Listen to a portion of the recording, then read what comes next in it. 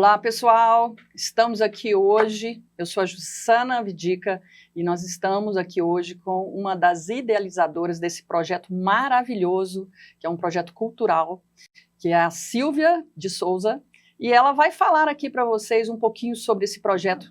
Primeira coisa que eu gostaria de saber, quem que é a Silvia Pires de Souza? Bom, a Silvia Pires de Souza hoje é uma idosa que já viveu um punhado de coisa e, mais do que tudo, ela é família. Ela é família e ela é avó. E como avó, hoje ela viu que o que ela passou foi somando e hoje precisa que ela tome algumas iniciativas, porque não está dando mais para ela conviver com o que ela está vendo. Eu falo isso em meu nome, em nome de muitas amigas minhas, de mulheres da minha idade, avós, porque as avós hoje não são as mesmas de muito tempo atrás, porque elas viveram um passado, elas se politizaram, elas têm informação, elas participam da vida nacional e elas dão suporte aos filhos e filhas e aos netos. Umas são Uber-avó, outras são votoristas, outras são estudiosas que acompanham os netos, mas acima de tudo, a questão da família. Sim, sim. E aqui hoje, né, como nós estamos aqui no Cala a Boca Já Morreu,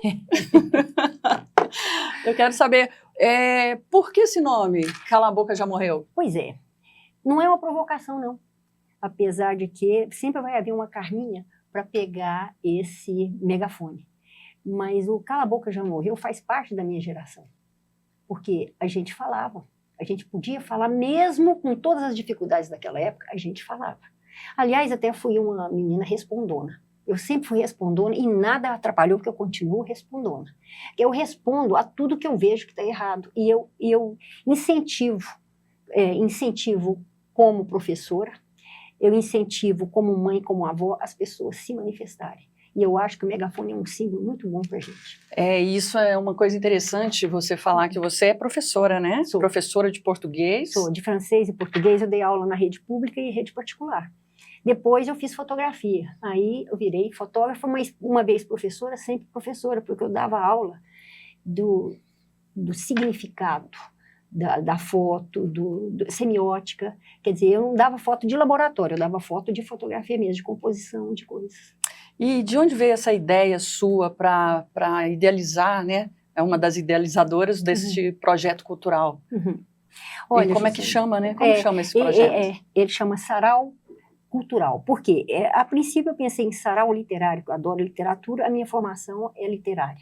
Mas ele é muito mais abrangente. Nós temos muitas pessoas, muitas mulheres, muitas amigas minhas, muitas avós que transitam em outras áreas, em música, em escultura, em pintura, e elas estão todas comigo agora.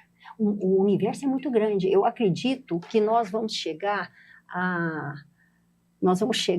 assim, já de cara a 200 mulheres. Eu acredito que a gente chegue a esse número de mulheres atuantes que vão trabalhar junto nesse projeto cultural, nesse sarau. E sendo uma professora, né, professora de português, francês, como é que você vê hoje essa juventude aqui no Brasil? Como é que você está vendo a cultura no Brasil hoje? Olha, infelizmente, eu estava até lendo agora uma matéria que hoje jovens, ao procurar emprego, eles estão levando até pais. Eles são jovens inseguros, eles são jovens despolitizados, eles são jovens da geração chamada floco de neve. Eles evitam falar porque eles têm medo de falar, e é isso que nós não queremos que eles sejam. Eu tenho um neto de 19 anos que faz medicina, um menino que passou e ele não está nesse floco de neve, porque a gente atua junto com ele. E é isso que a gente quer. A gente quer que as famílias participem mais, porque é impossível deixar no mundo de hoje que o Estado tome conta das famílias. Não pode. E uma coisa interessante, né, você falando que você é uma mulher guerreira, você é realmente uma mulher que batalha, procura vencer, tá, né, com as coisas que você vê que estão erradas. Você fez algumas coisas muito legais que você já tinha me contado, que eu quero, né, dividir aqui com vocês hoje, sobre, por exemplo, sobre as pipas, que você tinha feito um projeto sobre as pipas. Eu queria que você explicasse um pouquinho para vocês entenderem um pouquinho quem é a Sílvia. Olha, as pipas não chegaram por acaso. Foi um festival de pipa, mas esse festival não aconteceu por acaso. Foi em decorrência da morte do meu pai. Ele foi atropelado.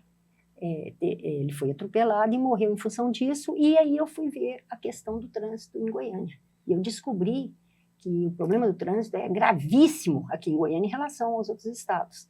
E eu resolvi criei uma associação com 13 entidades, OAB Direitos Humanos, Rotary, Lions, dos deficientes físicos também, e as mães que perderam os filhos no trânsito. Então, ao ver esse conjunto de entidades participando disso, nós criamos o Fórum Permanente no Trânsito. Onde é que eu vou chegar com o Festival de Pipa?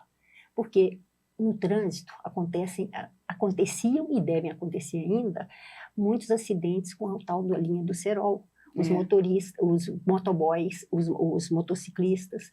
Então, havia muita morte. Eu fui pesquisar em um jornal, que naquela época não tinha celular. Isso aí foi em 1999. Então, aí eu fui pesquisar e descobri que o índice de mortes no trânsito por cerol era muito grande. Eu falei, gente, por que não fazermos uma campanha de educação com as crianças e tudo, e que ela seja contínua? Não foi, mas a intenção é que ela fosse contínua. E que, ao mesmo tempo que trabalhasse com cultura, porque soltar pipa é cultura, e, ao mesmo tempo que fosse isso, fosse lazer e fosse educação no trânsito também. Conseguimos fazer esse projeto, foi o Festival de Pipa, na Praça dos Violeiros, reuniu mais de 300 pessoas. Nossa, e eu, como legal. Fotógrafa, fui lá, quer dizer, antes nós preparamos oficinas, 2 dias antes, no estacionamento do supermercado Marcos, na época da Cidade Jardim. Ele queria mostrar para a clientela que ele tinha um estacionamento novo e cedeu para a gente. Então, nós fizemos 2 dias de aulinhas com os meninos, que seriam os nossos professores, os pipeiros que ficavam nos semáforos vendendo pipas. Aquelas pipas feitas como meus irmãos faziam, com a taquarinha, com papelzinho, com colinha, porque hoje a gente vê essas pipas da China, uns desenhos, já tudo pronto. Não, e eles fizeram também as pipas. Eu chamei esses meninos e perguntei se eles queriam participar, eles ficaram felizes, e eles foram os professores. Foram 2 dias de oficina. E nesses dias, eles se sentiram bem, e foi muito bom, porque a gente tinha que valorizá-los. Eles almoçaram lá no restaurante, eles receberam a diária, 2 diárias, fizeram a pipa, e no domingo nós fomos para o festival. Fizemos o festival na praça. Lá nós tivemos, o que eu quero frisar, isso é muito importante, gente, é que a gente pode fazer muita coisa sem depender de Lei Rouanet e de muitas outras coisas, porque tudo que eu fiz ao longo dos anos, eu não fiz só isso, eu nunca precisei de Lei Rouanet. Sim. Mas eu usei todo o aparato, tudo que o Estado podia me dar como cidadã. Ou seja, nós tivemos o Corpo de Bombeiros, tivemos a UTI móvel do Corpo de Bombeiros, porque se acontecesse algum acidente, que podia, seria ruim, o Detran, que participou lá também da segurança no trânsito, tivemos tudo. Não, eu fui, naquela época, você não tinha celular, não tinha nada, era tudo físico. Então, eu tinha que ir em cada repartição, tinha que fazer o texto, ir levar, perguntar, voltar, buscar. Mas tudo deu certo, nós fizemos esse evento. Então, foram mais de 300 pessoas. Apareceu pipa de 8 metros de comprimento.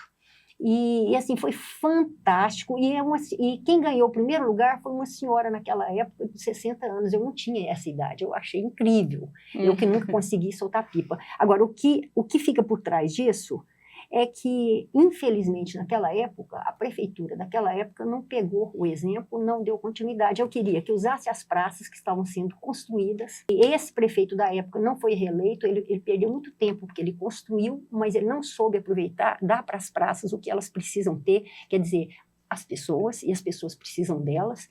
Então, não se viu como exemplo. Eu não consegui repetir porque as pessoas, às vezes, elas se empolgam num evento que deu um maior sucesso, depois, às vezes, mas não dá continuidade. Não dá continuidade. Né? E sozinha você não faz um projeto desse. Mas, olha, nós tivemos o financiamento das colas de produtos de escola, de papel e de tudo, de uma empresa alemã. Eu dei retorno a todas. Tivemos lanche de empresas daqui, de bolachas, de sucos, de refrigerantes, e tudo recebeu. Agora, o importante é isso, é saber que você faz um evento, você pode ter o maior sucesso e depende de você e da população, basta você tentar. Agora, por você ter, né, pelo menos foi uma das suas ações, porque eu sei que você teve mais ações, mas por uma dessas ações, a gente percebe que você é uma pessoa que tem atitude. Precisa ter, né? Que é o que nós estamos precisando hoje nesse país, é ter atitude. Né? A atitude, ela parte de uma ação, e essa ação pode ser simples. Ela não tem que ser uma ação... às vezes a gente quer, né, uma grande ação e não precisa. Às vezes você parte de uma coisa pequena que talvez realmente cresça. Como esse sarau. Exato. Eu acredito que nós vamos chegar rápido a 200 mulheres atuantes, porque se naquela época a gente conseguiu 300 pessoas numa praça, pessoas que estavam só por conta de pipa. Quer dizer, não havia uma indignação política, econômica, social, não havia nada. Hoje, a gente está vendo que as famílias estão sofrendo muito, que as coisas estão mudando. E eu queria até depois a gente entrar na questão do wokeísmo, dessa geração woke.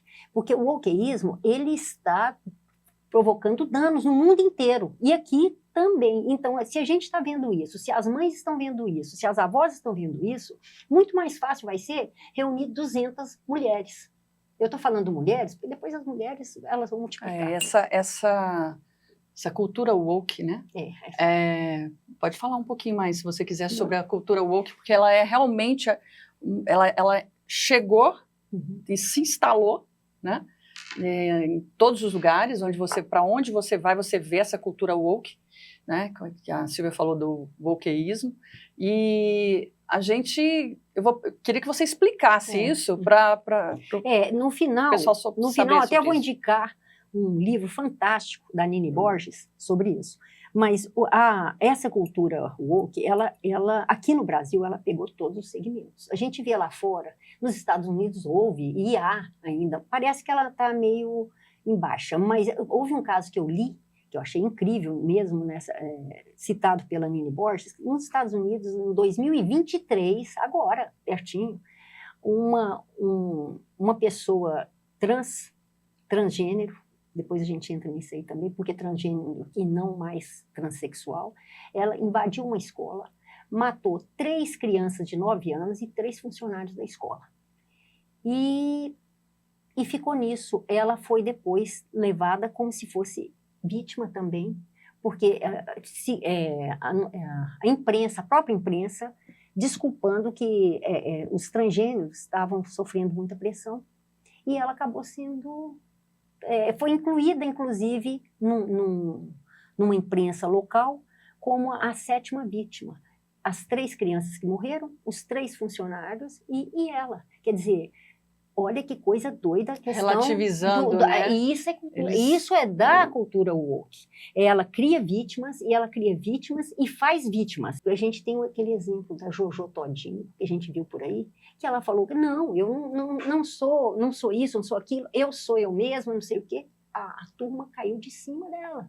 Quer dizer, eles não permitem, eles precisam, a cultura woke, o wokeísmo, ele precisa de todos esses segmentos que se vitimizam, porque ele trabalha em cima da vitimização. Um exemplo disso também que fica na cara, lembra quando um presidente falou que tem roubar um celular? Coitado do menino. O menino vai roubar o celular para tomar a cervejinha dele. Quer dizer, vitimiza o marginal. Sim. E o resto fica por isso mesmo. A cultura woke, o wokeísmo, está dentro disso aí. E se a gente observar, a gente vê que o tempo todo acontece. À medida que você vai percebendo os detalhes, você vai observando que você está cercada disso. E como é que a gente vive?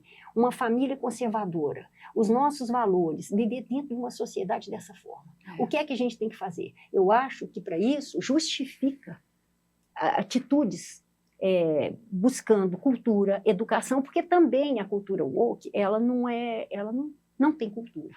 Entre aspas. Não é. Ela não tem cultura. É uma cultura. Não tem cultura. Por isso que você vê também. E outra coisa, quando quando aquele segmento diz que não quer, não acontece alguma coisa de ruim, quem está do lado desses woke diminui, reduz, desvaloriza a pessoa, como a gente viu aquele moço que morreu em Brasília, que suicidou, não sei como é que foi, que estava com fogos de artifício e suicidou, e a gente viu se referindo a ele como bestão.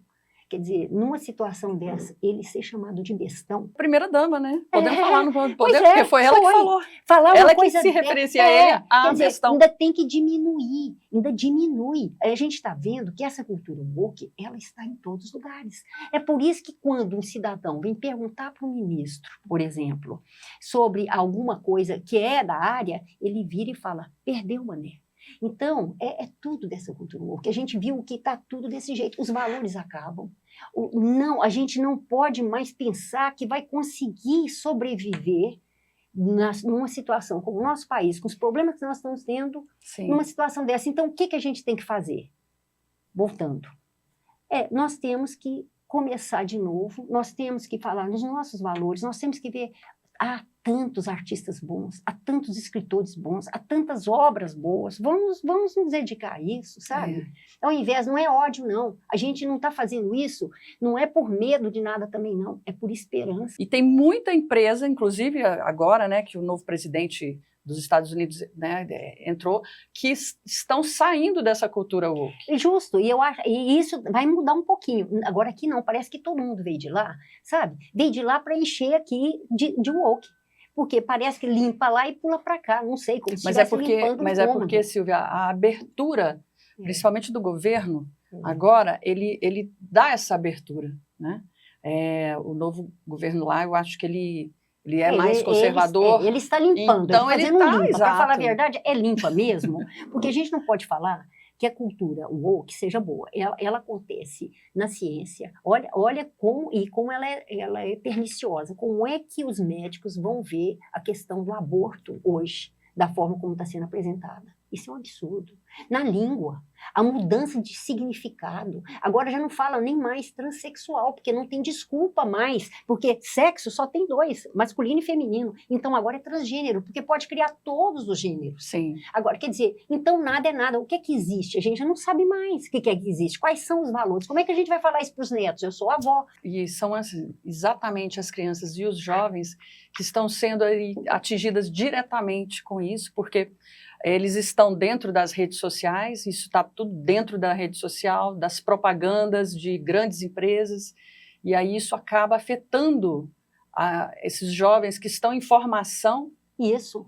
Né? Que futuro que eles vão ter? Se não tem uma cultura, uma verdadeira cultura com, né, um bom português, né, uma boa literatura, se você não tem a formação cultural, isso começa você não sabe o que é certo, o que é errado, e isso começa a ser o normal. Mas não é normal. O nível está cada dia pior em todos os aspectos. Não é que a gente queira ser pessimista, mas se a gente comparar o que a gente tinha e o que a gente tem hoje, é bem diferente. Até em comportamento, em tudo. Agora, nós temos, por isso que a gente também está com o podcast. Porque o podcast é a plataforma que nós precisamos, do mesmo jeito que o wokeísmo, ele só cresceu por causa da plataforma online.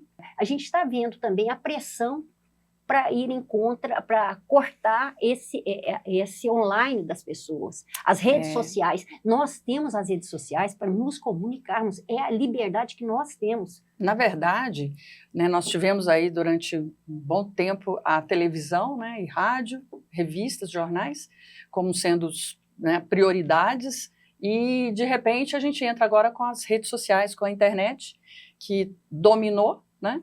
E esses jovens principalmente os jovens, né, que nasceram dentro dessa realidade, e aí essa realidade ela acaba sendo realmente o que vai moldar a cabeça dessas pessoas. E se por um lado os jovens entendem de tecnologia, por exemplo, as avós como eu, muitas vezes eu preciso ir lá perguntar para o universitário sobre alguma coisa, o que eu faço aqui no celular, porque eu quero fazer isso, ele vai e explica. Se por um lado eles têm essa tecnologia, se eles nasceram se são dessa geração, por outro, eles não têm a maturidade e não percebem que eles podem ser envolvidos nesse wokeísmo. É tão abrangente e ele tomou conta de tantas áreas, de tudo, que a gente vai percebendo por detalhes, e eu trabalho com semiótica, para mim são sinais, eles não percebem, quando eles vêm, eles estão falando, até repetindo coisas que com as quais eles nem concordam. É interessante isso, né? É.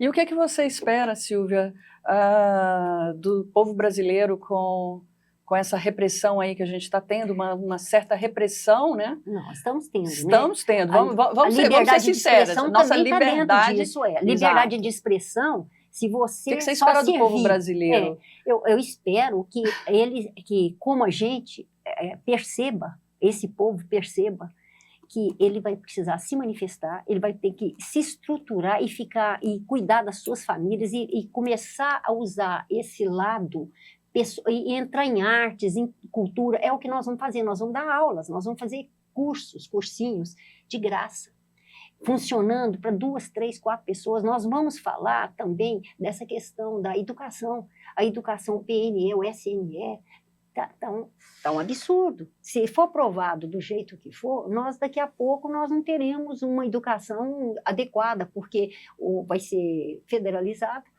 e o que valer para um estado tem que valer para o outro, e você não pode falar nada porque você vai estar atacando uma lei federal. Então, isso também é muito preocupante. Nós temos uma pessoa que já está acompanhando tudo, que vai poder falar sobre os malefícios, por exemplo, do construtivismo, hoje, que a gente percebe. E a gente vai ter aula para isso, nós vamos ter aula de canto, nós vamos ter aula de fotografia no celular, de poesia e de texto literário, como o Carpinejar, por exemplo. O Carpinejar é um cara fantástico, produziu mais de 50 livros, e é um cara conservador. Ele é amado por todos os lados, mas ele é um conservador. Ele fala em família, um dos livros dele é A Família é Tudo. Cuide dos seus pais. Agora, é isso que nós estamos precisando. Então, nós vamos discutir cinema, nós vamos falar em fotografia, mas a fotografia também foi banalizada. Como fotógrafa, eu adoro falar em fotografia, em significado, em corte, em direção do olhar, e como que você consegue, no mesmo ambiente, fazer, às vezes, 3 fotos diferentes para atender a 3 significados diferentes, se você quiser. Então, a gente tem que aprender essas armas para também poder conviver com elas. Sim, sim. Isso é uma coisa que você falou que é muito importante, porque essa cultura woke, ela está sendo imposta goela abaixo, né? E aí eu vou falar para você de novo, cala a boca, já morreu, quem manda na minha boca sou eu. Essa Carminha vai ter que exercer o papel dela, porque se é isso a verdade, então que use, não é só dessa vez que não vai ser, sabe? Vai ser sempre. Nós temos que levantar isso, porque não podemos mais silenciar, nós não podemos silenciar. O que a gente tem que fazer e também acreditar nessa esperança e nessas pessoas boas que estão falando. Esses grandes jornalistas que estão mostrando o que está acontecendo, que não fazem parte da grande mídia, porque a grande mídia a gente está vendo que a pessoa quer discutir, falar que preto é branco e tem que ser, e quem não vê é completamente ridicularizado. Quer dizer, a gente está vendo, eu vi jornalistas que eu seguia, que eu olhava, que estão me deixando chocada pelo nível de trabalho que elas estão fazendo, horrível. Então, não dá mais para a gente acompanhar os porcos da Revolução dos Bichos, do Orwell. Hoje, eles tomaram o lugar que eles criticavam antes.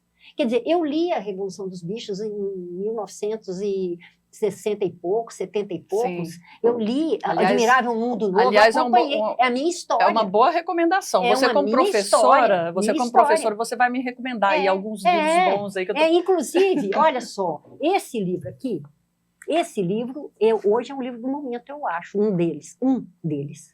Corrupção da Nini Borges. da linguagem, Corrupção da linguagem, corrupção do caráter. Aqui, as duas autoras, Nini Borges e Patrícia Silva, elas analisam todos os lados dessa cultura woke, em todas as facetas, e a gente vai vendo que não tem o que discutir. Eu quero ver uma pessoa defender o contrário, porque isso aqui é um trabalho muito bem feito, e ele está abrindo o caminho para todo mundo, todas as famílias, todas as pessoas, todas as avós entrarem num trabalho como o nosso, no nosso sarau cultural. Sim.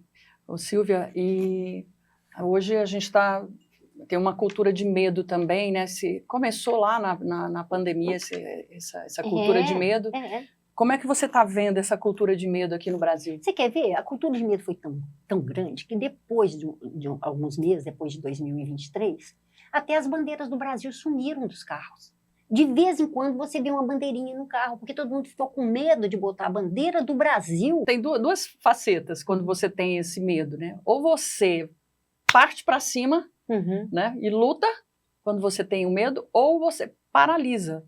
Porque o medo também paralisa. Ou você vai lutar. Isso. Porque o que a gente está vendo é que a gente não pode entregar. E outra coisa, o que eu mais insisto com os meus filhos, com os meus netos, e sempre insisti, não ser Maria vai com as outras. Porque o que aconteceu? Aconteceu muita coisa, muita gente que está sofrendo hoje preso porque não percebeu, não viu os sinais do que aconteceu lá em Brasília. Muita gente foi porque os outros entraram. Eu jamais entraria numa situação daquela porque eu estava percebendo, mas as pessoas estavam tão doidas e tão patriotas e com aquele sentimento de felicidade em pensar que juntos nós podemos mostrar que não estamos satisfeitos, porque é direito do povo se manifestar. A favor ou contra alguma coisa, é direito do povo. Sim. Agora, não pode fazer estardalhaço, mas também tem que perceber, e não está vendo, hoje a política envolve as pessoas, culpa as pessoas dentro disso aqui, ó, e tudo isso aqui é o wokeísmo. A hora que você olha, você fala, puxa vida, então, no nosso sarau cultural, o que nós queremos? Nós queremos falar em arte, em cultura, e deixar que as pessoas amadureçam com qualidade e que não fiquem sujeitas a outras porque elas vão falar ou não, ou porque elas vão tomar determinadas atitudes como se fosse gado. Não, a gente tem que ter independência, que é a única forma da gente sobreviver. E aí a gente precisa discernir, né? Ter discernimento. O discernimento, você, mais do que ninguém, como professora, sabe que a leitura faz parte disso. Né? Se você não tiver leitura, se você não ler, você perde a sua cognição. Perdeu a cognição, você não sabe mais o que é certo, o que é errado. Você não tem mais essa capacidade de discernir o que é um certo do que é um errado. Aliás, essa cultura woke vem exatamente para fazer exatamente isso. Ela vem para confundir. E outra coisa, ela acontece onde? Ela acontece no meio universitário também. E outra coisa, os professores não têm que dar satisfação do que eles falam. Acontece no meio universitário, acontece em todos os ramos, em todos... Ali tem aquela doutrina. Você vê até no esporte hoje, ela está inserida. Está inserida. É incrível isso. Até onde você... Nas artes também. Naturalmente, não, claro eu digo assim, naturalmente o esporte é uma meritocracia. Vence o melhor. Mas até no esporte vamos, não vence o mais caso o melhor. Os atletas, os transgêneros, homens que querem competir com mulheres. O contrário não acontece, porque as mulheres que querem competir com os homens, elas não vão porque elas perdem, porque fisicamente já está claro que o sexo masculino e feminino são diferentes e que os homens são mais fortes. O termo mulher também está caindo. Há uma pressão para cair, por isso que tem Dia das Mães. Estão querendo tirar Dia das Mães, Dia dos Pais, e nós queremos esses valores de volta, como disse o Pugina, o Percival Pugina, eu quero meu país de volta nisso aí. A gente sabe que está acontecendo a questão do wokeísmo no mundo inteiro, mas aqui nós somos muito fragilizados pela educação ruim que a gente tem, Sim. que está só piorando. O povo brasileiro, pela pressão o povo que brasileiro, está acontecendo. ele é muito fragilizado, principalmente por essa divisão social que existe aqui nesse país, né? Nosso país, ele é um país que é muito dividido. Essa divisão, ela parece que continua, ela nunca passou. Entra PT, sai, entra PSDB, entra... Continuamos com essa divisão das classes sociais, e isso acaba fragilizando as pessoas que têm um poder econômico mais baixo. As coisas estão mudando. Quando eu vou ao supermercado, que eu converso com a caixa do supermercado, a gente está vendo que elas estão... Por quê? Por causa das redes sociais. Por isso que nós precisamos das redes sociais. Nós precisamos dessa plataforma online. Nós não podemos abrir mão disso. Falar, fake. Fake? Se for fake, então vai ser tratado, vai atrás do que foi falado errado, que deve ter lei. Que tem, deve não. Há uma lei para cada problema ali. Depende, pois é, mas fake depende, né? Igual que no nosso país nós estamos vivendo, porque quem decide o que é fake e o que não é fake? É quem está mandando, quem está em cima. Quem está em cima. Quem tá com a pauta do wokeísmo. É quem essa está pessoa mandando, que está aí fica fácil. discernindo. A verdade é só de um lado, a verdade não é do outro. Então, agora, o que consola é ver, conversando com as pessoas, é que elas estão se pronunciando por causa das informações que elas recebem. E a gente espera que elas recebam o nosso podcast também, porque nós vamos trazer, todas as vezes, informações. Você acha que a gente consegue isso? Eu acho que consegue, sim. Eu acho. É aquela história da esperança, mas eu acho que consegue porque eu vejo os meus netos, né? Os meus netos leem. Agora, o que eu vi também em escola, que eu fiquei horrorizada, redação, por exemplo. Aí eles leem um livro, ou leem um texto muito bom, do Fernando Sabino, sei lá, Carlos Drummond de Andrade, desses antigos mesmo. Muito bons, bem trabalhado, e depois eles vão fazer redação. Aí depois a redação... Eu vi isso com meu neto, eu fiquei chocada. A redação forma só um estilo, não deixa o menino crescer, não deixa o menino criar nada, tudo ali é elaborado, você pode fazer isso, escrever isso, tantas linhas, e se errar, não apague, porque não risque. E não pode dizer o que você pensa. Não! E outra coisa, eu dei aula de redação, eu corrigi a redação.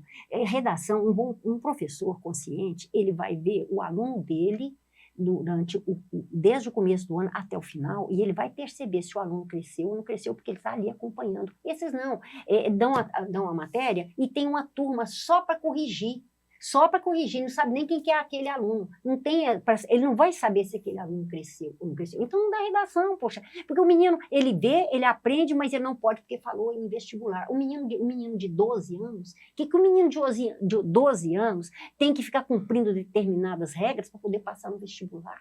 Ele tem que crescer, ele tem que fazer estilo, e desse jeito ele nunca vai ter estilo. Ele tem que ter a personalidade, formar a personalidade dele. Como ele vai formar a personalidade se você já está moldando como é que ele tem que escrever? Completamente moldado. Então, o que a gente está vendo. E outra coisa, e a escola não dá satisfação. Os professores, eles não têm que prestar contas daquilo que ele falou. Ele fala o que fala, e a gente está vendo uns vídeos aí que são horríveis.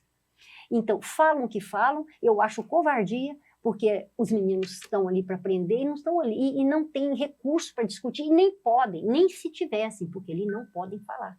Então, como é que nós vamos chegar? Então, por isso, mais uma vez que eu falo, nós vamos, dentro do pouco que nós fizermos, não vai ser, pode ser uma gota d'água no mar, mas nós vamos fazer e vamos incentivar outras mulheres a criarem o mesmo trabalho. A gente faz chá, a gente conversa, mas a gente trabalha nisso o tempo todo.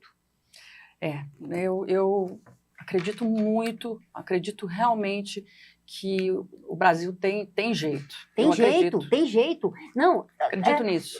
O país nosso é lindo. Nosso país é lindo. O brasileiro, há pessoas muito boas. Eu vejo textos maravilhosos, crônicas. E o brasileiro é uma pessoa, até por toda a dificuldade que nós vivemos, o brasileiro é um povo criativo. Nós somos criativos. Muito. E alegre, né? Nós temos alegria. A gente de andar na rua, a gente viaja, a gente vê que nós aqui somos um país abençoado pela beleza mesmo geográfica, natural. Pela beleza natural, por tudo, e pelas pessoas. pelas pessoas. Eu falo muito porque assim, eu gosto muito do povo brasileiro, né? Eu já morei nos Estados Unidos e eu tive essa percepção, né? Como o brasileiro, o povo brasileiro é um povo alegre, comunicativo, é um povo criativo, não é bitolado, não. Não é não. Não é não. Não é não. É livre. É porque ele não recebe muita informação, o ensino é fraco, porque comparando, que eu tenho viajado há algum tempo, desde 84, e como eu, na minha língua francesa, eu vou muito em Paris, na França, nas outras cidades francesas também, e em outros lugares. O que eu vejo, o que eu percebo, nossa, a diferença é muito grande. É muito grande, é triste a gente Mas ver. engraçado isso, né, que a gente estava conversando hoje, é a cultura. É a questão da cultura, porque a cultura é tão importante.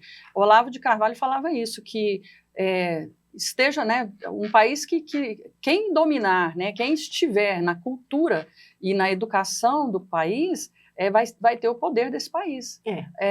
E é isso que a gente precisa. Eu acho que nós, conservadores, a gente não trabalhou muito isso durante muito tempo. Nós deixamos. Outra coisa, a gente está vendo que esse wokeísmo e tudo tem ido para todos os outros países. Mas quem tem estrutura melhor, quem tem conhecimento maior e quem tem famílias, olha, eu firmo nisso, família o tempo todo. Quem segura a sua família e o vizinho segura a dele e todo mundo, as coisas não vão piorando, não vão deteriorando dessa forma. Inclusive, eu tenho até um livro aqui que eu gostaria de mostrar, que esse livro, eu ainda estou lendo ele, mas é muito bom, que é Como Vencer a Guerra Cultural. Aí, ó. E está dentro dessa linha aqui toda. Exatamente isso. É um plano de batalha cristão para uma sociedade em crise. Então, recomendo esse livro, né? Peter Kraft. Eu recomendo, eu vou querer também. maravilhoso esse livro, porque esse livro, ele começa com uma coisa muito interessante. Ele fala exatamente assim: estamos em guerra. Nós não vivemos em paz, não, gente. Esse negócio de ficar falando aí que pombinha da paz, vestir de branco, que nós queremos paz, né? Essa coisa que também é da cultura woke. Não. Nós temos que entender que nós estamos em guerra, nós estamos numa guerra cultural. É uma guerra de uma batalha onde ou você vence pelo lado do conservadorismo, dos bons costumes, dessa parte, ou você vai relativizar tudo e acabar com tudo. A gente precisa saber, primeiro, que nós estamos nessa guerra, e segundo, nós precisamos saber quem que são os nossos inimigos. Quem que é verdadeiramente... Com quem eu posso contar. E com quem está me atacando, porque existe, né, nessa guerra cultural, existe alguém por trás. Existe alguém por trás. A coisa mais sutil. Existe alguém por trás. E aí você tem que saber que tipo de guerra que você está, né, aonde você tem que estar nessa guerra.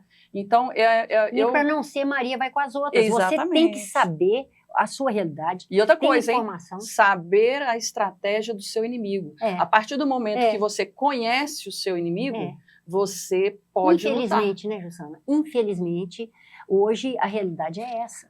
Então, a gente forma os alunos, eu como professora, que eu fui há muito tempo, e depois de adultos também, porque depois eu passei a fazer oficinas e tal, a gente tem que passar informação e tem que mostrar todos os lados para as pessoas tomarem as suas devidas posições por elas mesmas. Sim. Tem que ter liberdade de escolha, que é o que não está tendo. Muitas vezes a pessoa fica calada, ela não fala com medo de tomar um posicionamento. Ela tem que saber onde ela está, o que ela é, o que ela quer e os valores dela. Nós estamos com um grande problema, eu acho, hoje, porque essa cultura woke que você está falando aí, falou tão bem, ela está sendo judicializada. Então, na verdade, as pessoas que estão no poder, elas estão fazendo leis em cima dessa cultura woke. É verdade. E aí acaba, quando vira lei... todos os segmentos. Pois é, quando aí não vira tem lei, jeito mais, aí vira... Fica difícil. Aí vira uma obrigação. Vira obrigação. E criminaliza. Cala a boca. Não, e cala a boca. E aí... Cala a boca, já morreu. Quem manda na minha boca sou eu. Criminalizam e aí não há o que você discutir. Porque você não pode provar como um caso de fake ou de alguma alguma denúncia que não é palpável em relação a esses elementos mais fragilizados, se não tem, e ele define e ganha, a pessoa é presa e acabou. Então, que justiça é essa que funciona para ele, para a denúncia dele, e não funciona para o outro? Mas é por isso, Silvia, que nós estamos hoje vivendo no Brasil uma repressão. Estamos uma repressão, e cada vez mais a gente fica ouvindo aí o pessoal lá do governo atual falando em regulamentação. Regulamentação significa cala a boca. Cala a boca já morreu. E não cala pode a boca ser, já morreu. Não pode ser. E isto não pode acontecer, porque quando você tem uma repressão nesse nível judicializado, você realmente afeta a liberdade das pessoas. E aí a gente pode comparar, o pessoal hoje fala assim para poder se defender, que está dentro também dessa agenda. Mas se a gente comparar um governo anterior com o governo presente, a gente não viu pessoas presas.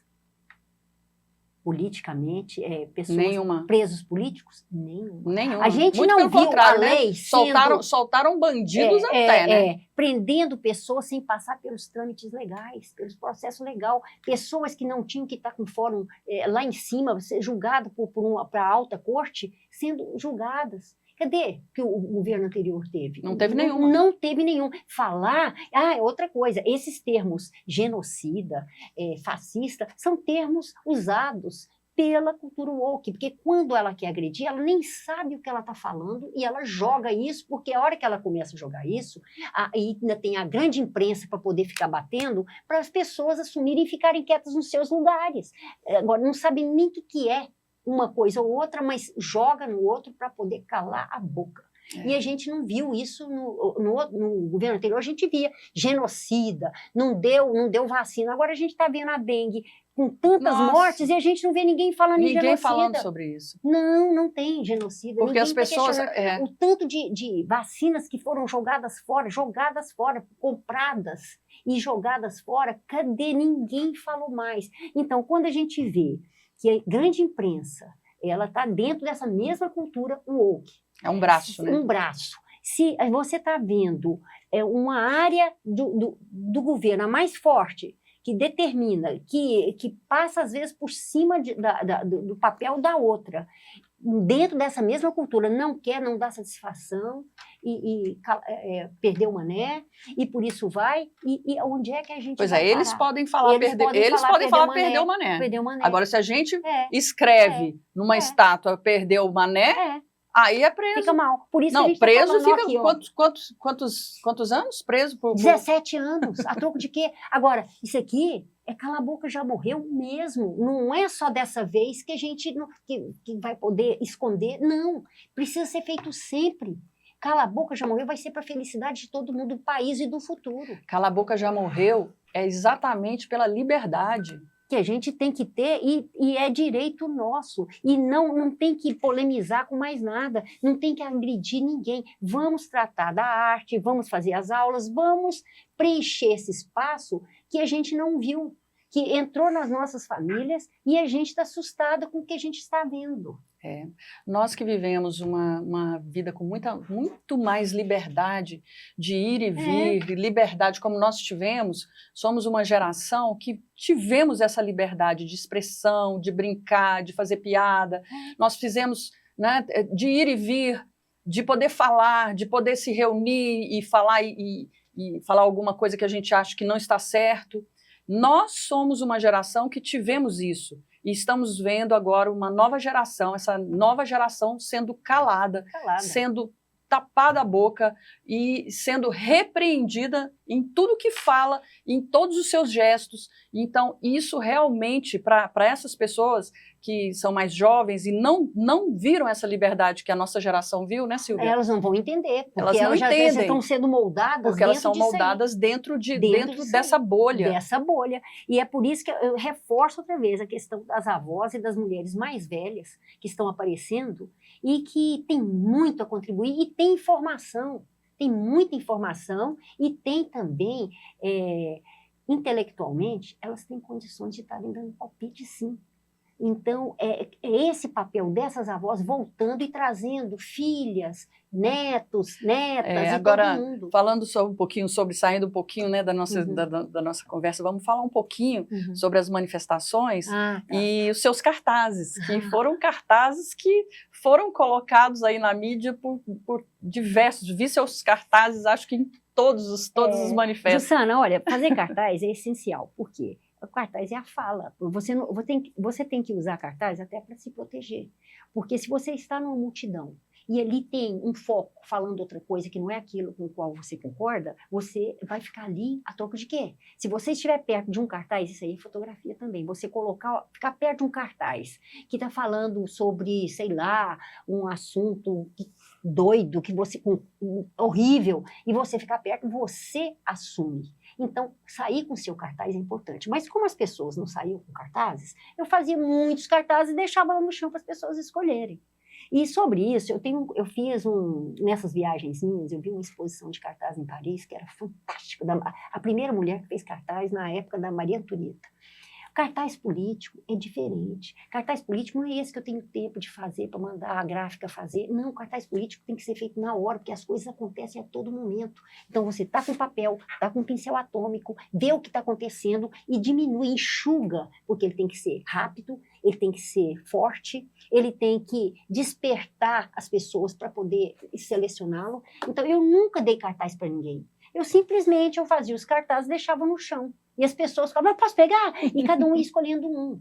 Então, olha... Cada um, porque às vezes cada um, naquele momento, cada um tem uma... Falar, quer se expressar exatamente segurando aquele cartaz. Eu vou dar aula de cartaz político, que nós vemos naquele Fórum do Conservador, houve uma oficina de cartaz político. A gente tem que ver, o cartaz é como uma fotografia, você tem que ser objetiva, como um anúncio publicitário tem que ser objetivo, tem que chamar atenção e tem que tocar no ponto certo. Eu acho que cartaz é essencial e acho que todo mundo... E outra coisa, ultimamente, todos os cartazes que eu fiz eram todos datados. Para evitar também, porque às vezes a pessoa pega um cartaz, leva para casa, e muito tempo ela chega com aquele cartaz lá. Às vezes ele está fora de contexto. É verdade, e às vezes talvez é apresentado depois de um outro outra momento. forma, no outro momento pode mudar. Agora, também, o que ficou triste é quando eu vou fazer o estudo dos meus cartazes, eu tenho mais de 60 mil fotografias guardadas, tudo nas nuvens. Eu fico vendo, infelizmente, que muitos cartazes estão sendo repetidos, porque a nossa situação não muda. Então, as nossas reivindicações são as mesmas. Então, é muito triste a gente perceber que a gente... Nós estamos tendo um retrocesso, né, Silvia? E nós estamos com os mesmos problemas. Então, aquelas coisas... Nós já perdemos amigos já morreram, eram presentes em todas as manifestações, em todo tipo de manifestação a gente esteve presente. Sim. A gente esteve presente contra aumento de funcionário na Assembleia para alguma coisa, aumento de taxa de IPTU, contra aborto, contra ideologia de gênero, acompanhando das famílias, né, as preocupações das famílias com todo tipo de assunto, até a questão da sexualização, ideologia de gênero, contra nas aborto. Escolas, lembra? Também, nós fizemos todos. Nossa questão não é focar contra um ou outro, ou contra um político. Não tem nada disso. A nossa questão é acompanhar o momento e fazer aquilo que a gente viu lá fora e que a gente não fazia, mas que a gente amadureceu. Então, a gente sai com cartazes e fotografa, e esses cartazes, naquele momento, eles são presentes, mas depois eles multiplicam, vão lá para cima, vão lá para outro país, através de uma plateia, de uma plataforma online, um youtuber que fala, um analista político que fala, que pega aquele cartaz e você não sabe nem como foi que aquele seu cartaz foi aparecer lá. Mas é essencial, ele tem que ser, se for um assunto internacional, tem que ter inglês e francês, no mínimo, e Sim. português, nós fizemos. Eu fiz em francês, a minha amiga fez em inglês. Podemos colocar em espanhol também. Espanhol também. Não, nós pusemos. Mas como eu não entendo, eu morro de medo de querer falar portunhol, porque você lembra da época do Collor? Você não lembra, você era pequena. O Collor foi falar em portunhol, inventou, e ficou ridículo. Porque a gente acha que fala espanhol. Você entende e acha que fala. A Dilma. Ela fala até francês. Ó, ridículo. Mas, então, tentar falar uma outra coisa, não. Então, nós fizemos em espanhol também, menos coisa, mas nós fizemos quando o assunto era internacional. Já aconteceu isso. Hoje, por exemplo, nós estamos, né, com um grande problema aqui na América do Sul, que é a Venezuela, é muito complicado, o povo está sofrendo muito lá, né? Eles já estão num processo de socialismo muito avançado lá, e é complicado porque eles também lutaram, fizeram tantas manifestações, mas infelizmente foram, que foi que aconteceu? Foram calando, porque isso é uma coisa, Silvia, que eu sempre bato muito nisso. Onde entra um boi, passa uma boiada. Então, quando você cala, faz essa repressão que eles estão querendo fazer nas redes sociais, eu vou calar. Neste momento, está calando o pessoal conservador, o pessoal que está lutando por algumas pautas. Mas, veja bem, a partir do momento que ele calou esse povo, ele já sabe, e se ele quiser, ele cala do outro lado. Porque a partir do momento que fez essa repressão com um determinado tipo de pessoas, pode fazer com outro. Pode, e se as pessoas não vamos longe não, hein? Quando começa uma coisa nesse nível, vai para todo mundo. Na verdade, nós estamos no mesmo barco. Vai para todo mundo. Na verdade, quando a gente luta aqui, pequeno, claro, quando a gente luta aqui, a gente não luta, eu sou conservadora e tal. Não. Eu luto pelo povo brasileiro. A liberdade não é só para eu ter o direito de falar, ou as pessoas com quem eu me relaciono tenham o direito de falar. A gente quer essa liberdade para o povo brasileiro. Para nós toda uma geração. É por isso que a gente sente até felicidade, mesmo na angústia de ver a situação, mas é quando a gente pensa, eu estou fazendo alguma coisa, porque eu acredito que isso precisa mudar, não vai durar todo o tempo. O mal, você vê a história, a gente pode estudar a história, o que aconteceu é exemplo para a gente ver que não há mal que sempre dure. Deixa eu só fazer um adendo aqui. A gente podia colocar as fotos, porque nós já hora que nós estamos falando dos cartazes. Exatamente, exatamente. Então, agora você pode continuar e já fala sobre os cartazes. Pode falar. Né? Então, os cartazes eles precisam ser objetivos, eles precisam ser atualizados, e a atualização de um cartaz, às vezes, é questão de meia hora, porque uma meia hora que eu estou terminando um, já acontece uma coisa, eu fico de olho no que está acontecendo e escrevo. E a gente vê, as pessoas escolhem os cartazes que tem a ver com elas. Que tocam, né? Tocam. E a gente vê amigos e pessoas que a gente nunca viu na vida. Então, esse aí foi naquele caso aquela Marcha da Família, sobre a ideologia de gênero na televisão. E esse aí já faz alguns anos, uns 3 por aí. Eu peguei vários, porque eu tinha que pegar de todos os assuntos. Eu me lembro da época que a gente lutava também nas escolas. Aí, esse aí sim, tá vendo? Esse aí foi da Marcha da Família. Esse foi da Marcha da Família. Da Família. Muito bacana, muito bacana. Pois é, a gente... tá vendo? Aqueles cargos comissionados, não tem sentido aumentar mais a despesa nossa. E depois nós fizemos um que eu não sei se eu trouxe, que foi aumento do IPTU. Aumentou o IPTU, agora está todo mundo pagando mais caro, e a gente viu que nada melhorou. Muito pelo contrário.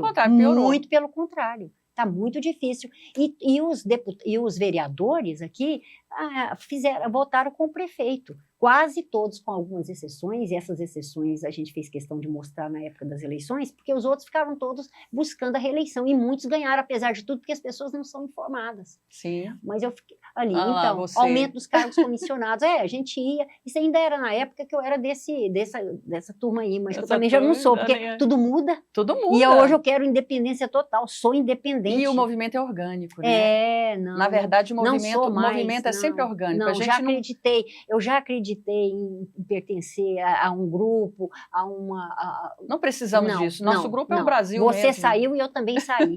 A gente circulou porque a gente vai amadurecendo.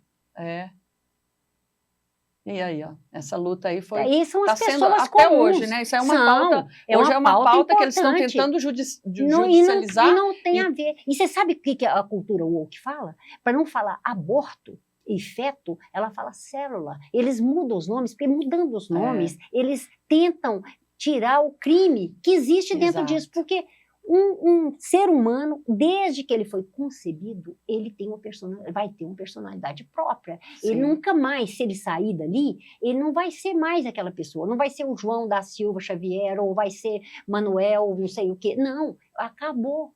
Aquele ali é único. É único. E a gente vê isso quando você vê também a história dessas grandes personagens. Olha só. É isso aí. É isso aí. Ó. É isso aí.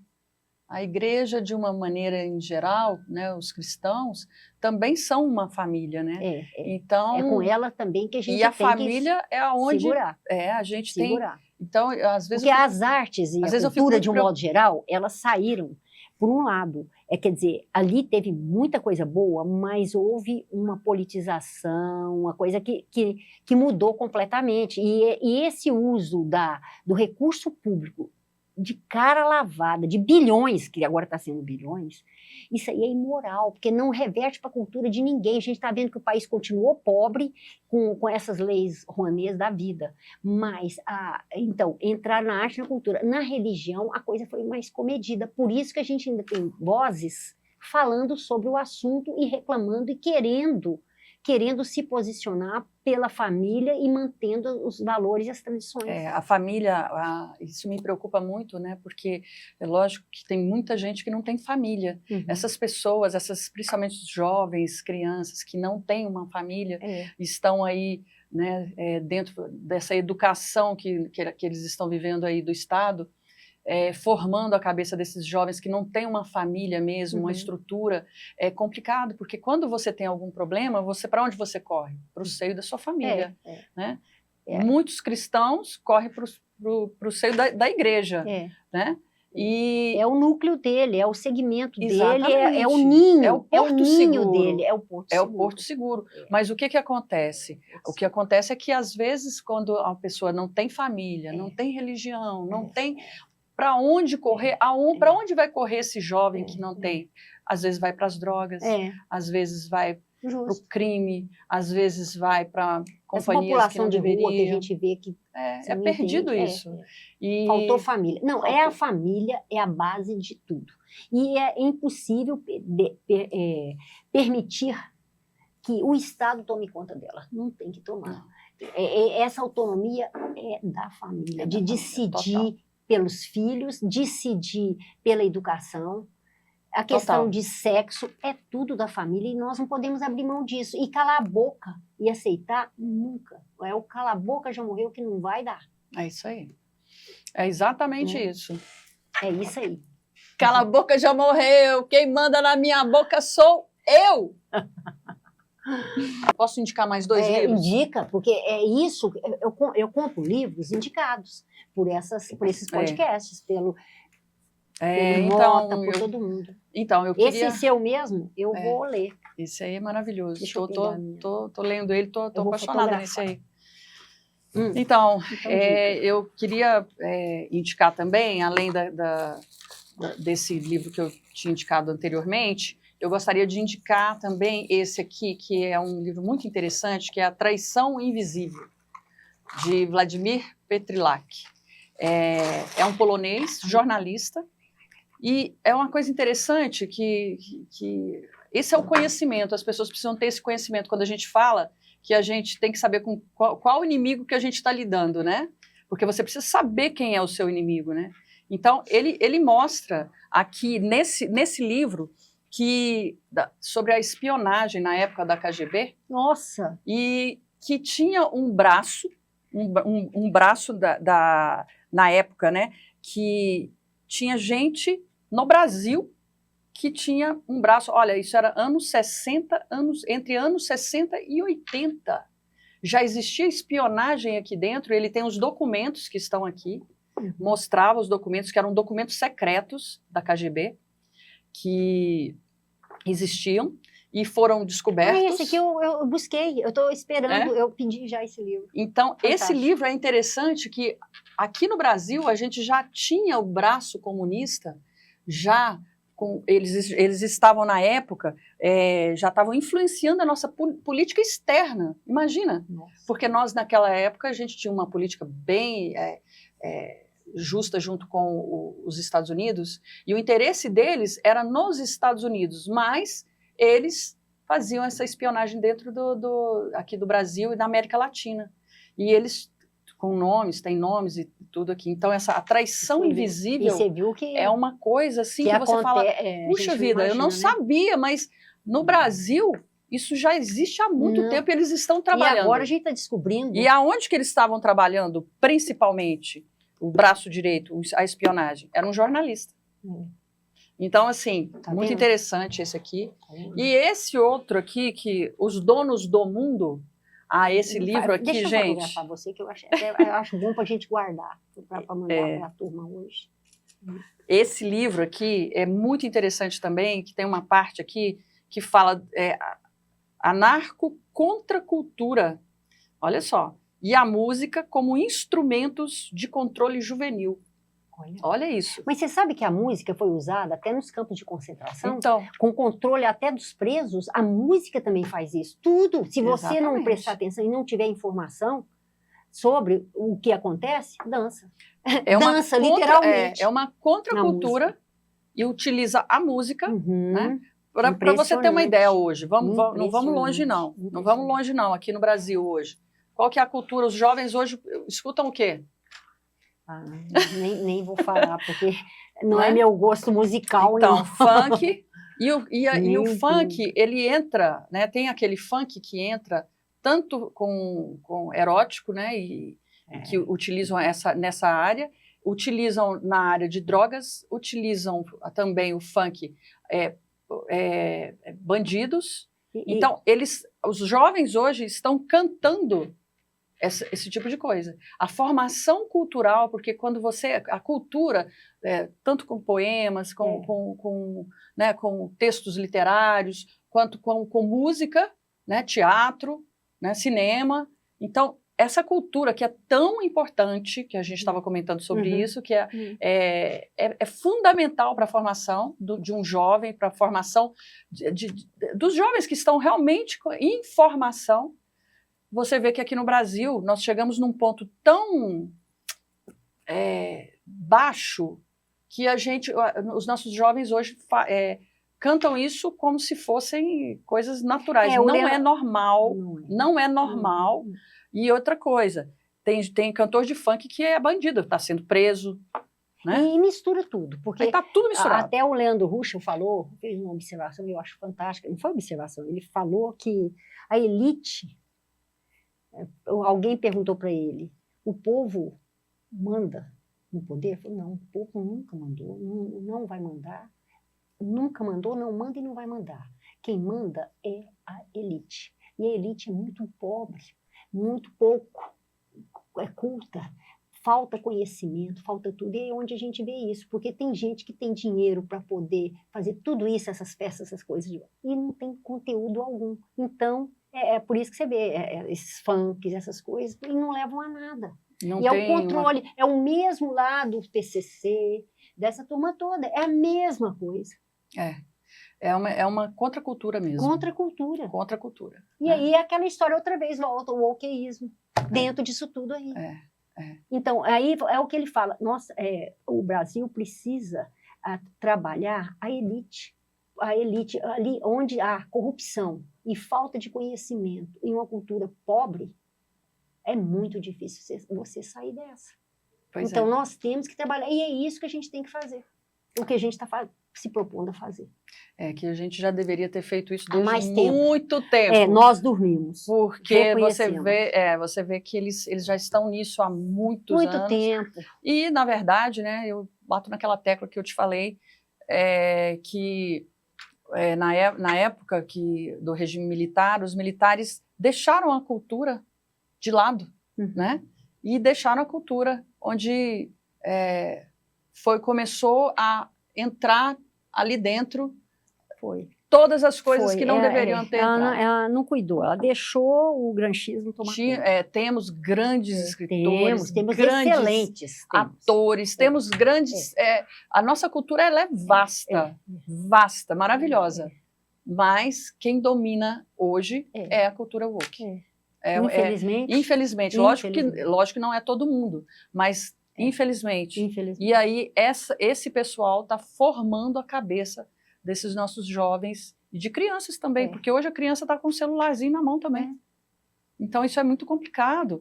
A gente não pode deixar, né, de ter aquela esperança de que isso tem que mudar. Nós temos que mudar. Nós batemos no fundo do poço, mas a gente precisa mudar isso. Nós precisamos sair desse marasmo.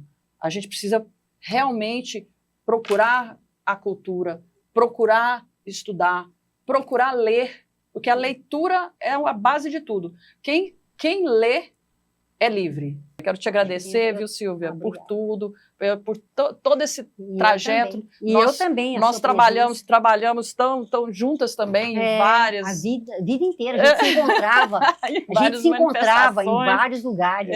A gente estava ali, né? Lutando pelos nossos direitos, lutando pela democracia desse país, pela liberdade desse país. E você, maravilhosamente bem, sempre esteve junto com a gente, e foi maravilhoso mesmo. Você deixou realmente aí, e continua deixando o seu... E você também, porque você ainda está conosco, está mudando, já morando mesmo lá fora, nos Estados Unidos, e está com a gente, e vai continuar lá com a gente. Porque a nossa ramificação é grande, né? Sim, lógico. Hoje como nós temos vários exilados, né? Estamos com exilados. Eles estão lutando pelo país também, claro, Sim. Dando força. Inclusive, cada hora a gente fica mais desanimada quando vê que um teve que ir porque não estava aguentando a pressão. Pois é. Né? Tem mais liberdade lá tem que ter para poder falar. Né? Que hoje tem gente aqui que está... Bom, basta dizer que tem pessoas aqui que estão presas até hoje por estar em algum lugar que a justiça achou que não deveria estar. Começar pelos presos de 8 de janeiro. Eu acho que isso aí é doloroso. Doloroso. Eu não consigo... vai ficar uma história... É uma história negra na história do Brasil. Mas isso aí vai haver uma cobrança no futuro, vai haver um tribunal. Não fica pensando que não vai haver. Vai ter. Só que quem vai pagar esse preço está pagando já. E não é só a justiça divina, não. Isso aí é a justiça... Vai ser aqui mesmo. A justiça pode feita demorar, aqui mas mesmo. A história mostra isso. A história vai mostrar e a verdade vai aparecer. Lá em Nuremberg, teve tribunal de todo jeito. Teve tribunal. Em todos os casos, grandes. Não adianta na Argentina, com abuso também, tudo vai haver. É questão de tempo. É questão de tempo, é verdade. É questão de tempo. Mas vamos deixar aqui uma mensagem de esperança para esse povo brasileiro maravilhoso. Nós vamos deixar uma mensagem de que nós não vamos desistir do nosso país, né, Silvia?